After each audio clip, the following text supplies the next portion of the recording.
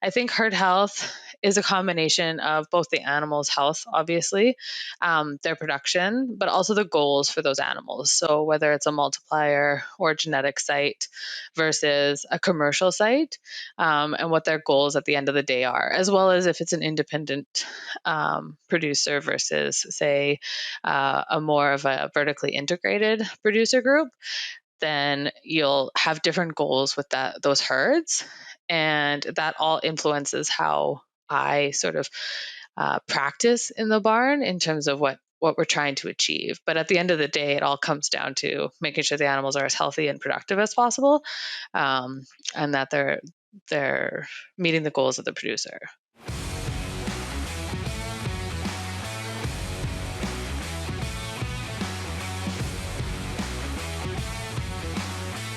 Welcome everyone to the Swine at Canada podcast show, brought to you by Wisenetics. We are dedicated to bringing you the latest insights and discussions in the Canadian pork industry. So my name is Miranda Smith, and I'll be hosting today's episode.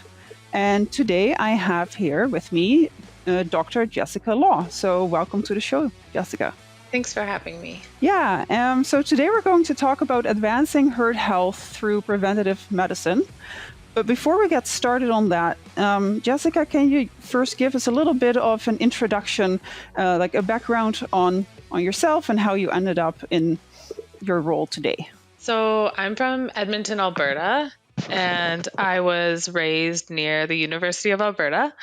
And our family's background is very much sort of urban. And I got experience with the animal agriculture when I went to the U of A in animal sciences.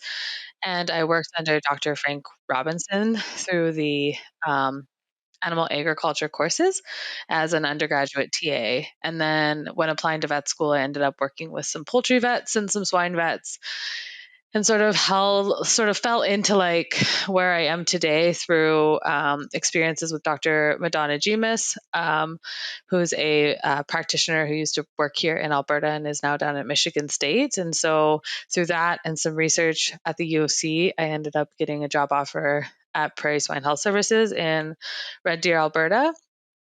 So I joined them about 10 years ago, and recently became partner in the practice when we changed our name to Prairie Livestock Veterinarians. And I've been doing swine medicine full time since I started there for about 10 years now. So that's how I've ended up where I am today. Okay. And do I understand it correctly that you have like an additional certification that not a lot of other vets have? Yeah, I'm one of 5 board certified members of the Swine Health Management American Board of Veterinary Practitioners. So it's a board certification in swine health management. And there's only 5 in Canada and 1 other practicing practitioner who has it in Ontario. And then there's about 25 or 30 members in North America that have it. And a couple of them actually practice in Europe. Oh, interesting. Okay.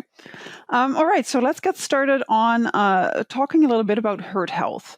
So can we first start with like what are some of the different aspects that are included in herd health? Yeah, so I think in terms of herd health, it's kind of from top to bottom, like when you look at the farm, or from inside to outside. Like you're looking at literally every aspect of what's influencing the animals day to day, in terms of your inputs, their outputs, what you're measuring day to day. So herd health is just like this big ecosystem, is sort of how I see it. And when I'm in the barn, it really takes a moment to, make sure that we're stepping back and looking at the 40,000 foot view.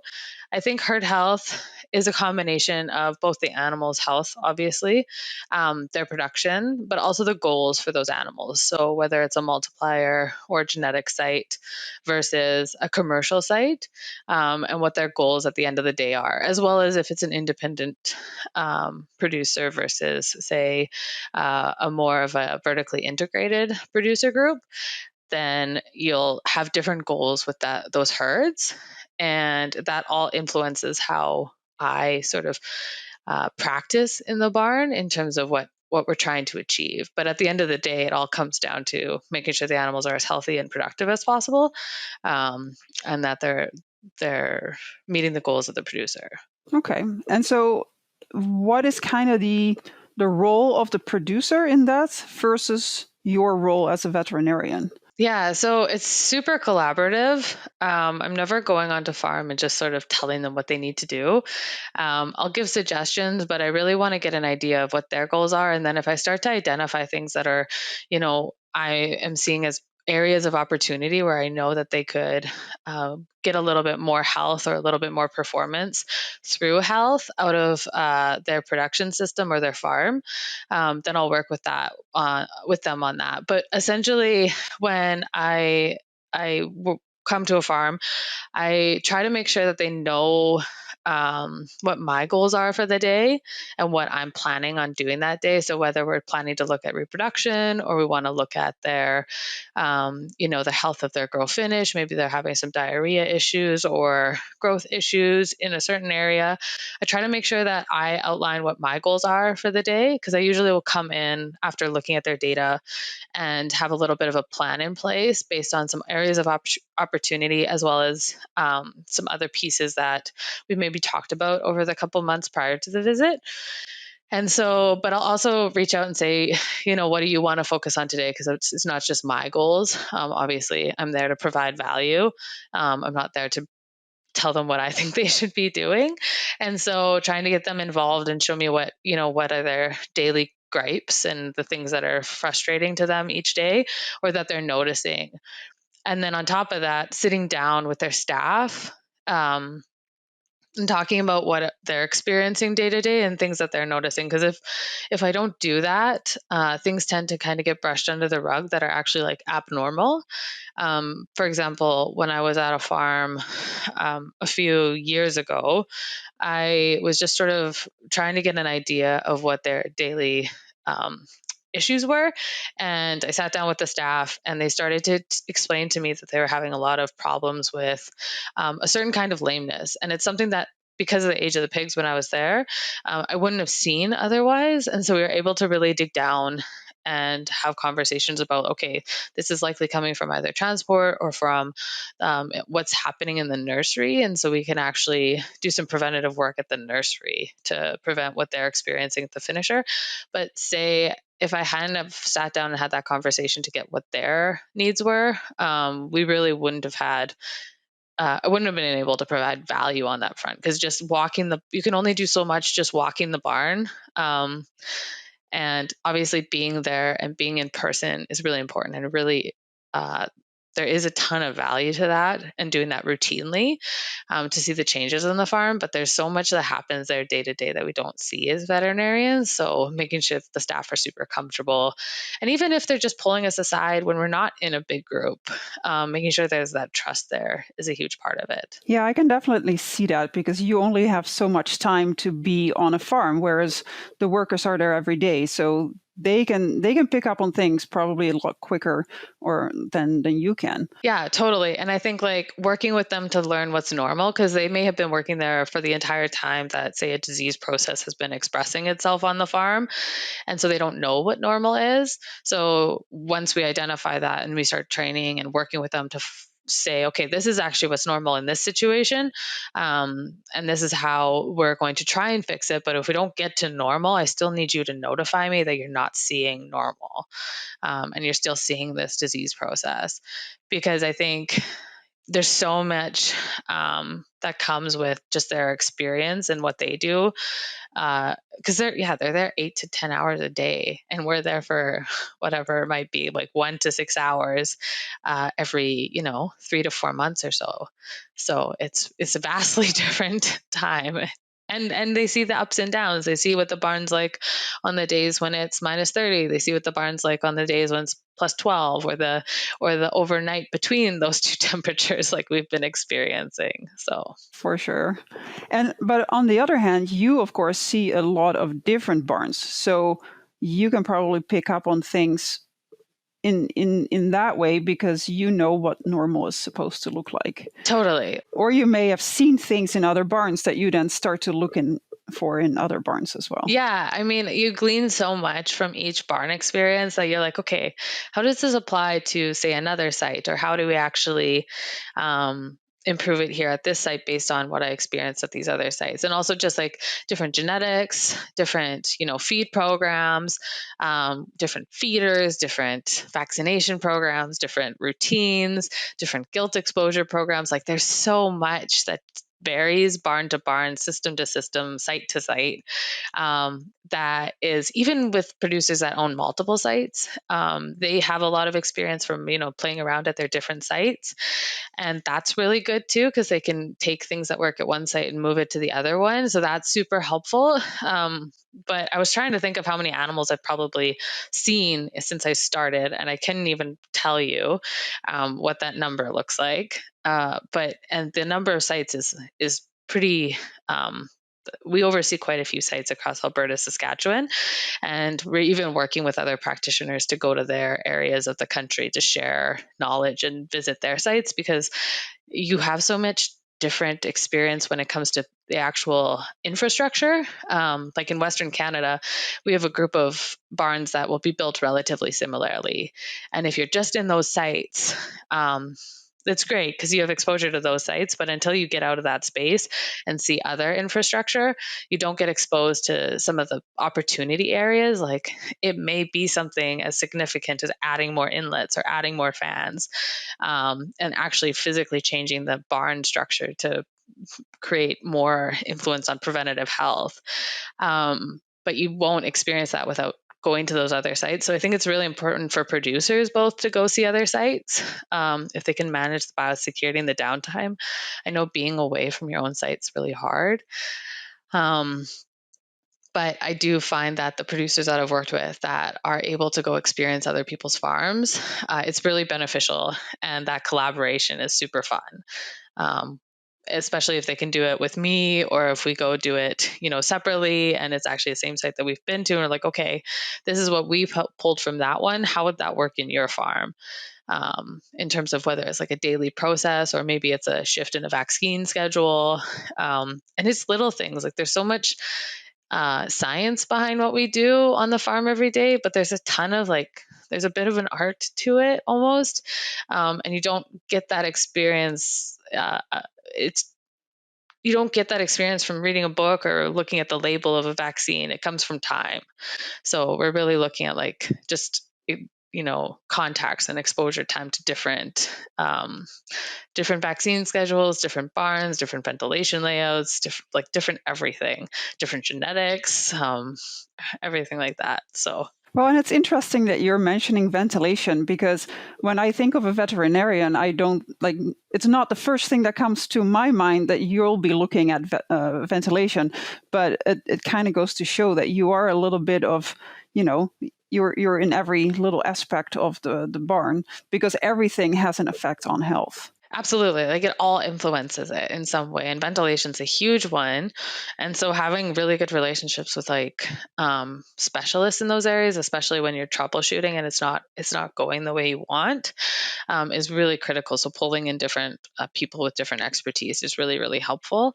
But yeah, so the certification I have is swine health and management. So it's not just health. It includes ventilation. It includes, budgeting and finance and nutrition. There's a small aspect of it in there as well. And so it's very, the board certification kind of is a good example of all the things that you experience on the farm that you have to not have to provide input, but could provide input in that influences one another. And so you end up with a pretty large bucket of areas that you're trying to be an expert in, and you obviously can't be in every single one. So pulling in other experts is really, really important. But yeah, it's almost overwhelming some days when you think about all the different things that you could work on in a site. And I know sometimes producers get overwhelmed as well, because there's just so much to do in a day.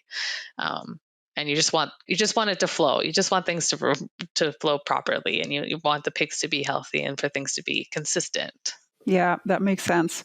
So speaking of all the different areas, then what would you say are the biggest areas of opportunity when you start working with producers on prevention or on herd health in general? Yeah, it starts from like your guilt program. So bringing in any animals that you're bringing in onto the farm in terms of making sure that they're vaccinated appropriately and exposed to what they need to be exposed to, as well as like quarantine programs. So that you can expose them a little bit to whether you put an animal in there that has sort of the microbiome or the bacteria that are present in the farm, so they can expose them to the gilts prior to the gilts being dropped into the farm, um, because you just can minimize shedding and minimize disease flare ups that way, as well as like their vaccine programs. So there's pretty basic vaccination programs that we work on with gilts. And over time, we've noticed just how critical they are, just with experiences of, someone pulling out a vaccine and deciding they don't need it or only doing one dose. And so more routine and preventative visits can really help minimize that. And it increases the amount of time that we spend with producers so they can ask those questions instead of just trying it out and seeing what happens. Because sometimes it's to save a bit of cost, and at the end of the day, it just ends up being more expensive. And so having that really good, trusting relationship with the producer so that they can just feel free to flag something and send you a text rather than testing it out. Without fully understanding what they might be risking. So guilt programs, really any sort of like vet to vet. This is something that I really learned when people enter the industry, which is becoming more common with like small holders, that it's not fully understood that you need a vet to vet when you're bringing animals onto site. Like our commercial producers are a lot better at this, but do slip up on it sometimes, especially with semen sourcing. Making sure that you've got a vet to vet and you understand the health of the animals that are coming in, or the animal products like the semen, as well as any sort of animal byproducts that might be coming into the feed. Um, Doing really solid workups on that is really, really critical. For example, I've worked really closely to discuss the risks of porcine plasma with a client, and we went as far as visiting the production facilities and talking about risk management on that front. And so the biosecurity aspect also kind of comes in line with the health aspect. They're so tied together. Like you make one misstep on one and the other one immediately comes into focus. And so anything entering the farm is like sort of where we start. And then it goes to preventative programs. So stabilizing the health of the herd, whether that's through vaccine programs or exposure programs. Making sure that those sows are stable and healthy as they come into like the most stressful period of their production time, so that when they're farrowing and they're starting to get stressed out and they start to shed more viruses and more bacteria to their piglets, that perhaps we've vaccinated with them for that and they've got the immunity. So either they're not going to shed as much, or they're going to provide more immunity to the piglet so the piglet can handle what's being sort of entering that piglet's environment. And then the piglet itself, so working with the producer on colostrum management, like all that day one care and early farrowing and late gestation care, everything that comes into the health of that piglet, because there's the biggest predictor of survivability through their lifetime is going to be how that piglet is set up since day one. So whether it's messing around with induction protocols and we're accidentally, inducing a sow a little bit too early, or we are, not moving litters around a little bit more than we normally do, and they're not getting their full amount of colostrum, all that stuff it'll just flow downstream into the grow finish. And the best predictor of health in the grow finish in the nursery is going to be our piglet quality coming out of the farrowing barn.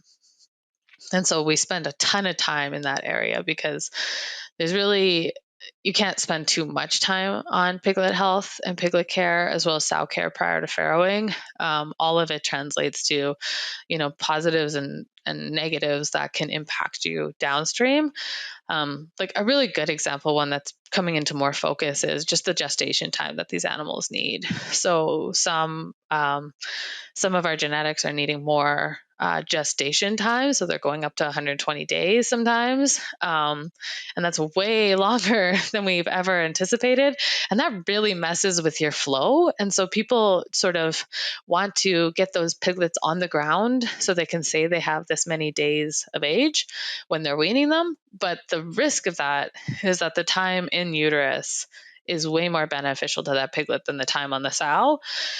And all of it translates into days on feed. So the longer we keep those piglets in the sow until the sow is ready to actually farrow and is triggering that process naturally, it's going to be more beneficial in the long run. And so maybe moving the sow to the younger room is better than inducing her so that she farrows with her own room.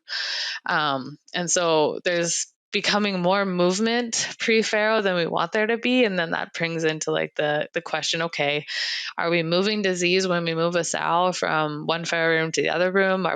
Is there something else we have to put into place? And then, yeah, just to mention like the nutrition. Okay, so now she's in the farrowing room for a little bit longer, and we're feeding her, say we're feeding her lactation feed instead of gestation feed. Like, how is that impacting the growth? And maybe she's ending up being there for 10 days instead of 3 or 4. And so it's so cool just how it's a bit of a puzzle, and it just all triggers like this domino effect. And I think that's my favorite thing, is just sitting down with producers and their staff and just like puzzling through these things to think about, okay, what's the effect of this if we make this change, or if this changes upstream from us, and how do we make sure we account for all the impacts? Because you change one vaccine, or you change one protocol, or you change, weaning days, or you change placement days, and there's endless dominoes that trickle down. So making sure everyone's involved is really helpful. And the more time we have to puzzle through that as a team, the more impactful we can be, and the more value that I can provide as their veterinarian. And I think there's a larger appreciation for what we can do as a team versus everybody kind of working in their own little silos. So it's really interesting that you mentioned that the gestation time has gone up to almost like 120 days. So it sounds like that's something like a change in our industry that has been slowly happening in the past, I don't know, maybe 5-10 years or whatever. So do you know of any other things like that have been changing that maybe like we're now seeing more of than before? Yeah, I was at a conference a couple of weeks ago, and one of the things that they talked about, which I thought was really interesting, was just the work that's being done on osteochondrosis in pigs, and lameness, and the effect of growth rates on lameness. And when you select for when you select for growth, you're selecting for osteochondrosis. And part of it is just like the vascularization of that bone and the ability to create the cartilage for it to grow properly. And the faster the animal grows, the less likely that is. And you see that in horses too. And they have much different techniques to manage it that we don't have. So we really have to work towards the health side and the prevention side to make sure that that is all accounted for. And I think some of it reminds me of like the turkey industry in terms of selecting for like really big breasts on those muscles, and they can't mate naturally. And so at the end of the day, they've managed it as an industry. But it was something that was pretty like there was quite a few consequences, and it affected the entire industry when it happened. And I kind of foresee some of these things that we're seeing in terms of just the shift that we're dealing with a different animal than we were, 10, 15 years ago. We've exceeded incredible average daily gain and exceptional feed conversion to get a really high, like really good producing animal that, tastes good at the end of the day. But there are consequences, and you kind of don't know what they're going to be until you've headed down that pathway for a little while. And unfortunately for us, we have pretty much a 3 to 4 year turnaround time on the genetic side in terms of actually pumping the brakes and turning around. Like, it just takes a while, as much as all of us want the change to be made right away. But there was quite a lot of talk at this conference about that, and I thought it was fascinating.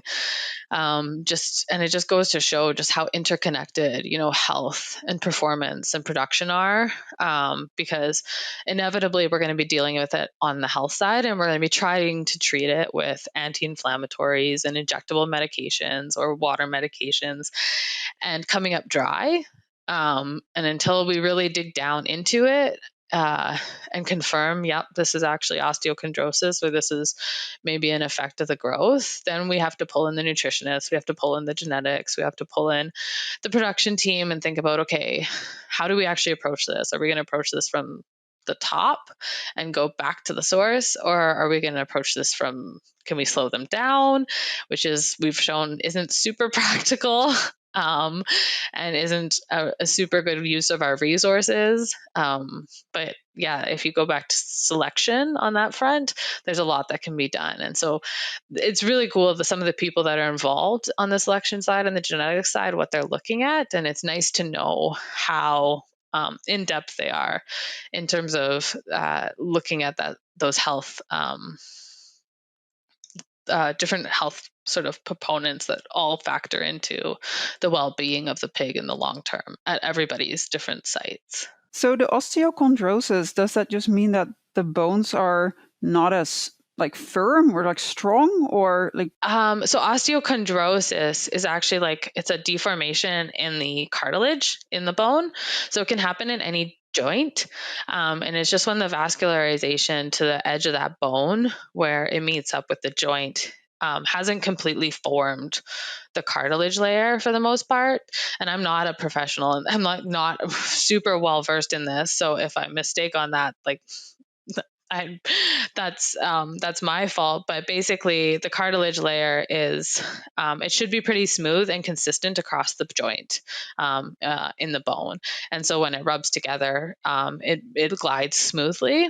And when you got osteochondrosis, it's more or less a divot in that cartilage development, and sometimes it'll progress to something called osteochondrosis dissecans, and that's when the cartilage has actually lifted off and you get a flap.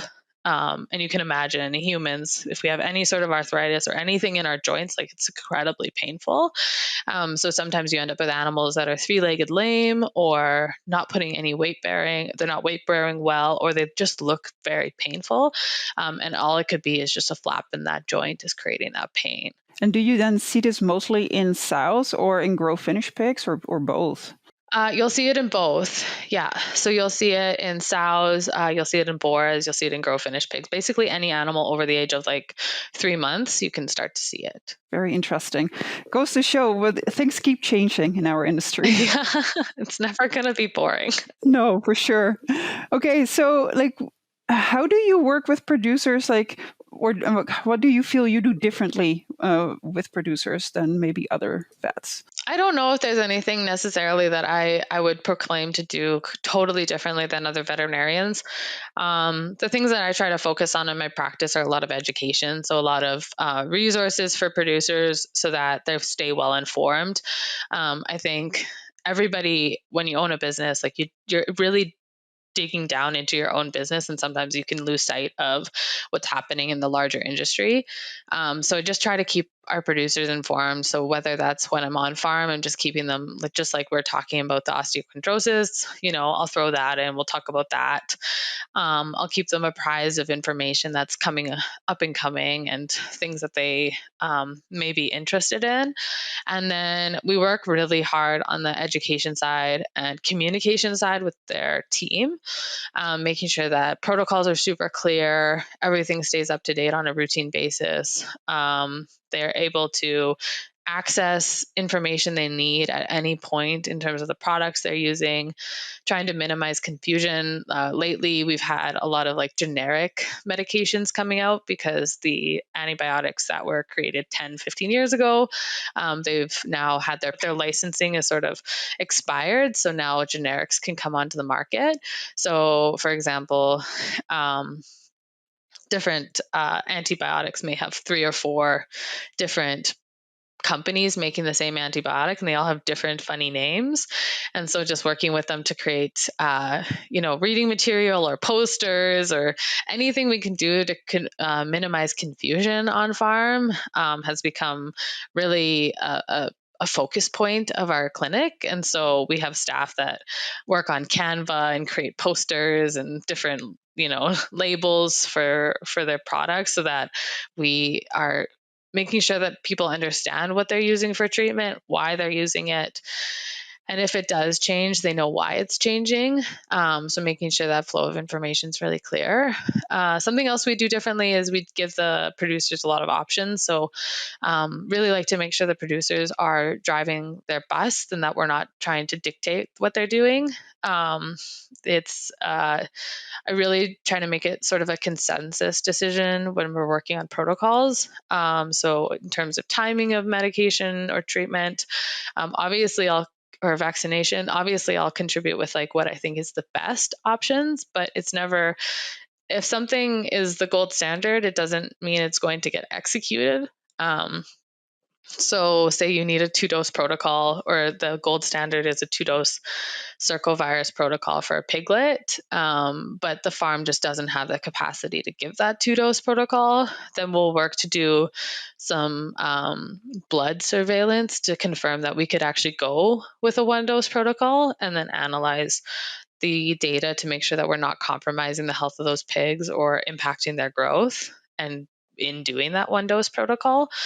So yeah, trying to provide options as well as communicating why I'm giving them those options, and giving them the ability to not dictate, but sort of have that consensus in how we make the decision. Is there anything else that you would like to talk about today when it comes to preventative medicine or herd health? There's a bunch that I would want to keep talking about, but I really love this industry, and I find myself thinking about my job probably more than is healthy. But I think right now we're just, with we're currently experiencing some foot and mouth disease in Hungary and Slovakia, and we're looking at border changes in terms of being able to import products from those countries, as well as all the work on that's and outbreaks of African swine fever. And so I think now more than ever, like, biosecurity is becoming something that is just like hot topic in regards to preventative medicine, and it can't be forgotten. And it's something that becomes such a normal part of our day that it sometimes slips, or it sometimes becomes we round the corners on our biosecurity practices. And I think just constantly having that conversation around biosecurity, whether it's how you manage your dead stock loadout or visitors, all of that stuff is just something that trying to keep that conversation front of mind and throwing in tidbits about it every time you're talking with your staff, maybe once a week at your weekly meeting. I was saying to one of my producers that maybe it could become like a safety moment. We have a biosecurity moment. I come from a background of working in the oil field, and so I'm very used to safety moments where we have like tailgate meetings at the beginning of the week or the beginning of the workday. And I think getting biosecurity into those conversations is probably something that could really benefit our industry. Yeah, that's a really good one. It's time for our famous 3. Okay, well, that then gets us to the final 3 questions. So I don't know if you've prepared any of these, but the first one is what is your favorite swine-related book or resource? Yeah, I feel like a broken record on this one, but Diseases of Swine was probably mine and most other veterinarians' favorite resource. I'm just looking over at my my bookshelf right now. The other one I really, really love is antimicrobial therapy in swine. That one's always been a constant in terms of being able to reference back to that. And with judicious use of antimicrobials and everything, I constantly am having to remind myself of the different classes and usages and, what parts of the body those antimicrobials are effective on, and that sort of thing. So those two are definitely my top two. Okay, perfect. What about resources outside of the swine industry? It's not really a book, but I was recently part of the Canadian Agriculture Leadership Forum, which was hosted by Dr. Kristen Cumming and Ben Woolley, and that was something that was kind of like on the leadership side and business management that has become massive. And the people I've met in that forum have been fantastic. Great. Well, and it's so good to have those connections, right? Yeah, it's so helpful. Okay, and then the last one. In your opinion, what sets successful swine professionals apart from those that are not? I think sharing knowledge is huge on this front, and being open and putting your ego out of the way. I think this one, and being open to other people's feedback, I think this is a huge one that keeps people out of their silo and open to learning. And I think this will be massive in the long term, because we're really seeing younger people entering the swine industry that are looking for colleagues that are not necessarily in their own business, or looking for other people that they can learn from. And I think it's really important to make sure our industry doesn't stay or doesn't become siloed, and that we constantly are having that dialogue between different areas of the business and of production and veterinary medicine, but also different companies. Okay, well, thank you so much for joining me on the Swine in Canada podcast show today. So that concludes another episode of the Swine in Canada podcast show presented by Wisenetics. So thank you everyone for joining us today. If you like this one, make sure that you subscribe to our future episodes, and I hope to see you next time.